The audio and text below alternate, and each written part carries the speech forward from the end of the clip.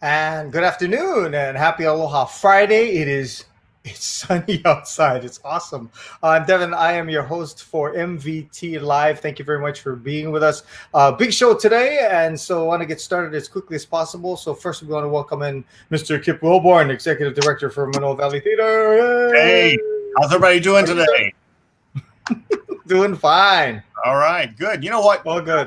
I didn't realize this until just a little bit ago. This is our Thanksgiving show.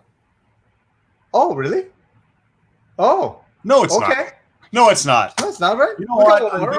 I'm doing too much planning, and I'm a week or two ahead of myself. Okay.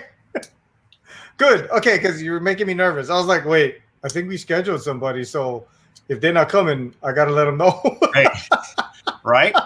You know, our gala's coming up, and yes, Manoa Marquee on the 20th of November, which will be right before Thanksgiving. Thank you. Mm-hmm. And it was very funny today. I was working on some stuff, and I got a call from someone, and I said, well, you know, you're going to have this to do on the galas. And he said, oh, man, I'm picking up my kids.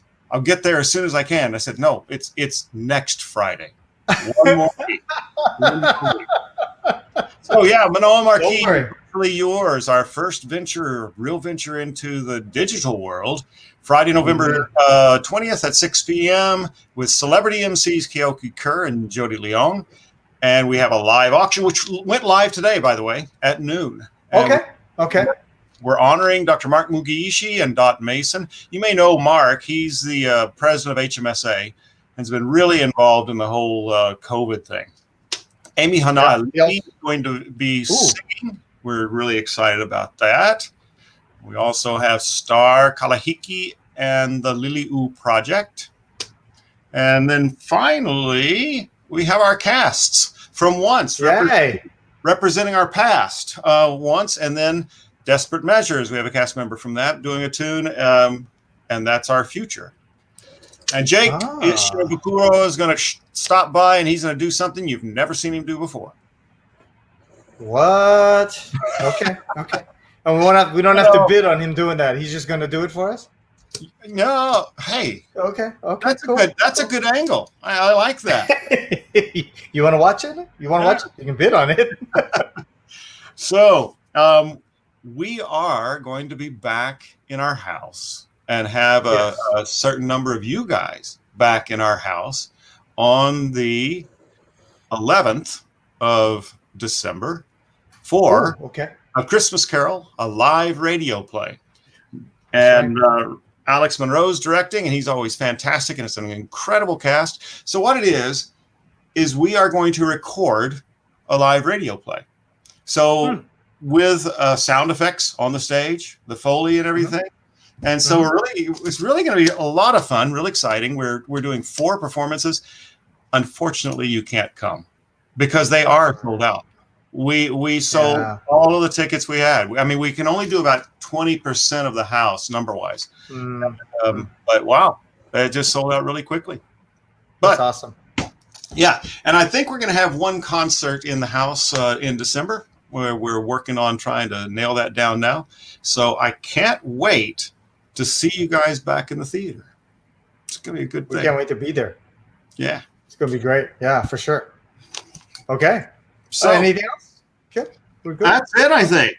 Oh, wait. 110 cases today in Hawaii, 92 on Oahu. Now, we're trending in a direction that's not going to get us out of this tier. So everybody, take care of yourself. Distance, wear your mask, be good to each other, wash your hands. Now I'm done. And don't worry, if he missed anything, he's going to be back in just a little bit. So we'll talk to him again soon. Thanks, Kip. Appreciate it. Okay, our first guest for today is a familiar face here in Hawaii. She's going to be mad that I've said that. Now, I have to preface this by saying that the 2 guests we have today are close personal friends of mine that they've known me since high school. So I apologize if this interview goes off the rails and gets crazy, because it's what happens when we get together, especially when you get together a bunch of bright kids. She's a pediatric anesthesiologist, a former Miss Hawaii, Castle High School graduate. She's also she co-founded and helps be the big head honcho of the Bright Kid Foundation, which honors the legacy of one Mr. Ron Bright. So, ladies and gentlemen, please welcome Lagayas Dice. We're going to stay on track, Devin. We're not going off the road. Well, We're gonna yeah, stay I don't on know, track. man. Okay, so Lagaya, tell us what's happening with the Bright Foundation. What's happening right now? What's happening right now? Okay, so Right. right Well, now, I mean, this very second you're sitting in your house, but I'm saying, no, but in there a is some general sense. on actually right now. We're in the midst of our 400 for 40 end of year fundraiser. And what this is we're trying to find 400 people to donate $40 in honor of the 40th anniversary of the construction of the Ron Bright Theater. So 1980 was when the theater on the campus of Castle High School opened up. And the first show there was West Side Story in 1980. And this is our 40th anniversary. Well, it's the 40th anniversary of the theater. I know it's really hard to believe. Right? Yeah.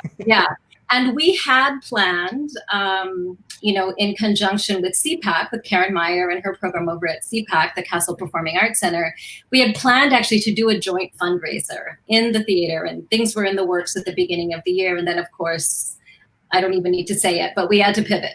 And so this is our pivot, and we've had actually a really nice response so far. We're not quite at our goal. We're close. But that is actually what's going on at this very moment. You asked. But I know. I set myself up for that one. But I think what I'd also like to do is let people know about the summer program. Because, I mean, I know it's done. We finished it a little while ago. But that was also a pivot of quite a different sort, right? Yes. When we started the I'm a Bright Kid Foundation, which now is, this will be our 5th year coming up in 2021, will be our 5th year. We had a couple of different missions. Obviously, we wanted to try to preserve bringing quality live theater to our Windward audiences. That was one goal. We also wanted to continue Mr. Bright's work. And really where he had his biggest impact was with the work that he did at Castle with kids, developing the Castle Performing Arts Center. And so we felt as though a summer theater program was really important it's really the heart of our mission. It's the heart of what we do. So when we were unable to gather together for performances, for rehearsals, even for our summer show, we just felt that was one thing that we had to really try hard to maintain. It was very, very important for us to continue to do that. And I think like a lot of organizations in this pandemic, we've actually found things that we like about having to go online. I mean, obviously, we do want to come back together again, but I think there are a lot of aspects that we discovered this summer that we really want to try to retain. We were really able this summer to kind of meet each kid where they're at. I think the online platform is really conducive to sort of one-on-one working. And sometimes when you have a big program, you lose some kids in the shuffle. And this was really fulfilling, I think, for our teachers as well, because they got really quality one-on-one time with each and every one of these kids. And again, just in the course of 4 to 5 weeks, just this huge progress, huge blossoming, huge boosts in confidence. Which is really what Mr. Bright did for all of us, right? Mm-hmm. So in that manner, we were really, really pleased with the way things turned out this summer. Yeah, that's awesome. And I'm hoping it keeps going because the teachers you were able to get for this thing was crazy. It seemed like every week there was a new person, like, okay, this person's going to be teaching this, and we got this person coming to teach that. And I was like, what the heck is happening? Like, how many classes are there in this thing? It became almost like it was going to be university or something. It wasn't so much that, well, we were very sensitive to a couple of things. Number one, the amount of time that both our teachers and our students were spending online. So we kind of wanted to dilute that a little bit. But it allowed us to involve teachers from the mainland, that we hadn't, thought about doing before. So Kathleen Stewart, who has been on the show before, she was one of our one of our musical theater teachers, Lisa Hurlinger Thompson, who's a bright kid who teaches dance in the New York City public schools. She was able to come on and be our dance and movement instructor. Timothy Bright, who is also in New York, Mr. Bright's grandson, was one of our acting coaches. I mean, we were able to, and this is exactly what I mean about, hey, this is something that even when we do come together again, this is something that we really want to try to maintain. Yeah. Very cool. And we're also hoping at some point in time we get to do a show again. That'd be really nice. Yes. That we'll keep our fingers crossed for that one. Okay, so Gaia, stick around because I want you to talk story with Jack and Marlena when they come back on. Okay, is that cool? Okay. So once again, the fundraiser we're doing right now is called what? It's called 400 for 40. Okay, there you go. We're close to our monetary goal, but we got a ways to go to the 400. So okay, and then the website if people want to get more information about Bright Kid Foundation. Yeah, the website is imabrightkid.org. IMABRIGHTKID, and there's all kinds of information there about donating, memberships, our summer program. So yeah, thank you, Debbie. Dr. Gaia Stice will be joining us again shortly. Right now, I get to send her backstage and bring out two people who, thank goodness they love me, because otherwise they would never do this. Because they work usually behind the scenes. They love to be behind the scenes. They never, ever, ever want to be out front. So me getting them to do this, I owe them big. They are Jack and Marlena Hofstetler. They own and work for a local production company called Theatrics Hawaii. They met in 2003 during a production of a show at Paliku, directed by Mr. Ron Bright. And they've been happily married for 15 years. And I'd like to bring them on now. It's Jack and Marlena. Yay! Hello. We love you. I know. Thank goodness. All right. So this COVID thing has been crazy for you guys because theatrics, I mean, it's what you guys do. You guys put on shows. So what was that experience like? What did you guys have to do? It was a strange pivot. We were in the middle of our busiest season ever. We had so many shows. We weren't sure how we were going to actually get through the season with the number of shows that we had. We were staring at our calendar all the way through July without a space in mind. My crew was concerned. Wow. We were looking at, okay, how do I hire more people? What do I do? And then COVID happened. So we were on one of our biggest shows on Maui, and I was loading in that show when everything just started to crumble. Everything started to cancel. Everything was starting to shift, and that's how it began. Oof. Okay, so let me make sure I understand. So, like, things start to go down. You start to think, okay, what do we do now? And I know that you did the tiny stage, all that kind of stuff. Like, what was it? Was it just, okay, let's try this. Okay, let's try that. I mean, is that how that worked?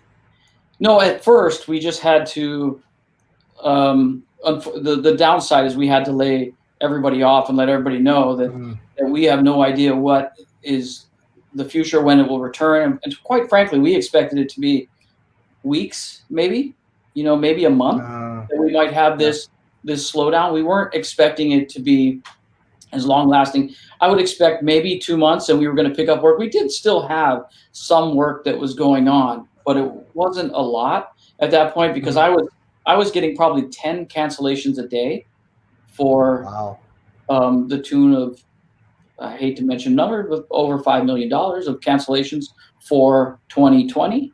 And so it was fairly sizable, the amount of cancellations that they kept pouring in. And all I could do at first was just answer the phone calls and say, yes, I understand, and accept those cancellations. But it was pretty big. Yeah, it was pretty, at that point, we were just trying to get through it.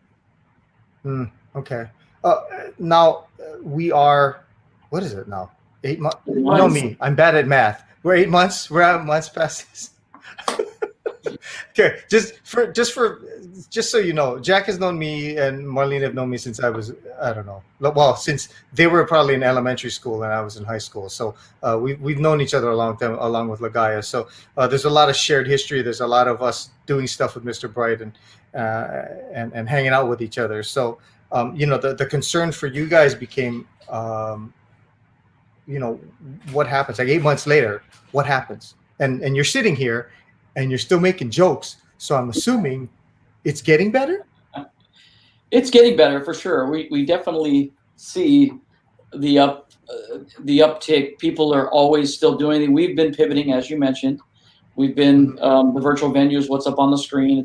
It's a benefit that we created to help the artists out, to allow them a venue to perform, and all 100% of the money there goes to the artists. And this was came from our employees who wanted to do something for the artists. So they asked us, hey, we should do something. We've got all this ability, we've got all this time. And nobody was paid for any of that, except we donated back to the artists the money that was created. But it was a really good experience for us and the team. Okay, that's crazy. All right, so Mar, Yeah. you're usually one I'm making talk a lot, so I'm actually impressed because you somehow got Jack to talk a lot. I don't know how this is working out for you, but he does well at it. I know he's awesome. That's why I was wondering why it took me so long to get him on here. But the two of you met during My Fair Lady. What were you doing and what was Jack doing? I was a student at WCC, Wyndham Community College, and Jack had just been hired as the technical director for Paliku. And my best friend and I were students, and a mutual friend of ours had asked us, hey, do you want to tech this show with me? And of course, aside from being an audience member, I never had any experience or, did anything with theater. So I'm thinking, I think is she talking about tech a show? So of course I was to say yes. But in the meantime, my best friend decided she wanted to audition for My Fair Lady. So she said, okay, I'm going to audition. If I don't get cast in the show, then I'll tech the show. So therefore, my answer became, okay, if she does the show, then I'll do the show. So fortunately, unfortunately, she wasn't cast. So the three of us girls ended up being on tech crew, and I'm glad I said yes, and I was much better for it. There you go. Exactly. Now, what made you decide to get into theater in the first place, Jack? I mean, did Mr. Bright just pull you aside and go, hey, you, come on? Because, that's kind of how all of us got involved. So. No, I was at Kailo High School with you. I'm a year or two behind you. But he came to the English class and did his spiel. And that was one of the last years that he did the spiel. After that, the Performing Arts Center was building after that. It was, only a few years earlier that it had been created as this Castle Performing Arts Center. So he'd only done that a few years, and I was lucky to be one of those. And this energetic, bubbly person comes up and sells me on this show, and I really didn't think I was going to be part of a show. And I'm like, I feel like I should go. And I was terrible when I auditioned. I was honestly terrible. Okay, me too. That's why guys, all the Kailo kids were terrible. All of us. No, we had a lot of them. All of us. So the funny thing was they were in need of guys. So I think they looked at the Holly guy and said, all right, we'll put him in. So, he can't dance, he can't sing, but you know what? Give him a whirl. You're a jet. And what is it like working at Theatrics and working together? Because, you have your own business. You had to start it. You had to run it. I mean, and, you get to see each other at night. It must be just crazy. Well, I married into the business. So when Jack and I met, Theatrics Hawaii was still in its infancy, and he had just just started the company and was also working at Paliku. So it was, dual roles for him. So when we got married, the company was already in existence, and ironically, at the time that I started working for him, it was to fill a need for another, office person. And fast forward 14 years later, here Is I it am. 14 years? Oh my gosh, that's crazy. And ironically, she's really good at managing the office. I pushed her. Ironically, huh? She's It's really okay. she's great at it. You do a great And job. I think it just comes down to, because people ask us that a lot. Some on occasion, like, you guys work together, and how do you find that balance? And it's not always easy, and it's hard. You can't turn it off, even when you come home. And for me, it's a fine balance of when he has the husband hat on versus the boss's hat, and but I mean, ultimately our goals are the same for our family, for the company. So that's what drives us to continue to, do what we do. It helps that there's Wow. a division of responsibility. I manage the show, and she manages the office. So that really helps, because Yeah. I don't really question much of what she does in the office side, and she has her own team of people, and then I manage the show side, and I have my group of people. And I'm not going to question that. Yeah. That's how you keep a marriage happy. Okay, very nice. Hey guys, thank you so much for spending this time with me. I appreciate it. Thank you for being here. It was awesome having you. Okay, I want to bring Lagaya on real quick, and Kip as well, because we kind of we haven't seen each other in a little while. So I kind of wanted to ask each of you maybe something that you got from Mr. Bright that you take with you to this day. Just something real quick. Either Jack, go first. Everybody. Yeah, where the list goes on. Yeah. Yeah. Right. So his management style was unique when he was ever in the theater, because he wasn't. So I was in the tech side.